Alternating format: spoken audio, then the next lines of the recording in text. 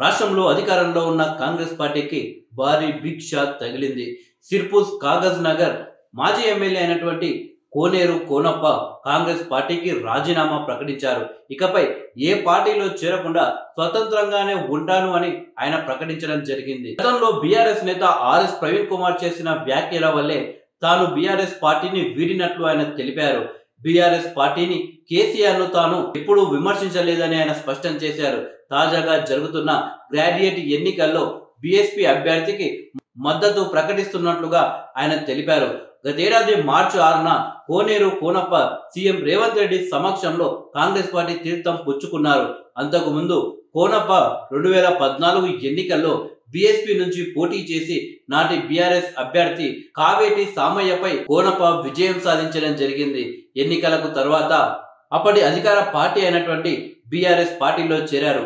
అనంతరం 2018లో బీఆర్ఎస్ నుంచి పోటీ చేసి మరోసారి ఎమ్మెల్యేగా గెలిచారు. 2023లో జరిగిన ఎన్నికల్లో బీజేపీ అభ్యర్థిగా పాల్వాయ్ హరీష్ చేతిలో ఓటమి పాలయ్యారు. ఆ ఎన్నికల్లో తనపై బీఎస్పీ అభ్యర్థిగా పోటీ చేసిన ఆర్ఎస్ ప్రవీణ్ కుమార్ ను బీఆర్ఎస్ లో చేర్చుకోవడంతో అసంతృప్తికి గురైన కోనేరు కోనప్ప సీఎం రేవంత్ రెడ్డి గారి సమక్షంలో కాంగ్రెస్ గూటికి చేరారు. ఏడాది గడవకుండానే కోనేరు కోనప్ప కాంగ్రెస్ పార్టీకి రాజీనామా చేయడం జరిగింది. ఇటీవల సిర్పూరు కాగజ్ నగర్ నియోజకవర్గం కాంగ్రెస్ పార్టీలో నెలకొన్న విభేదాలు రచ్చకెక్కాయి. దీంతో కాంగ్రెస్ పార్టీ నాయకత్వంపై మాజీ ఎమ్మెల్యే కోనేరు కోనప్ప ఘాటు విమర్శలు చేశారు.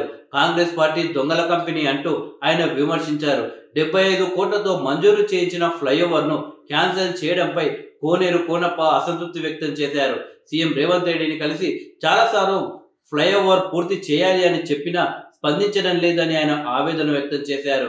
నియోజకవర్గాల్లో కొత్త బిచ్చగాళ్లు తిరుగుతున్నారని, వారికి అంత సీన్ లేదని, గ్రామాల్లోకి వచ్చే నాయకులను గల్లపట్టి నిలదీయాలి అని పిలుపునిచ్చారు. తాను ఎవరికి భయపడనని, గతంలో ఇండిపెండెంట్ గా కూడా తాను గెలిచానని, భవిష్యత్తులోనూ అదే మార్గంలో సాగుతానని చెప్పారు.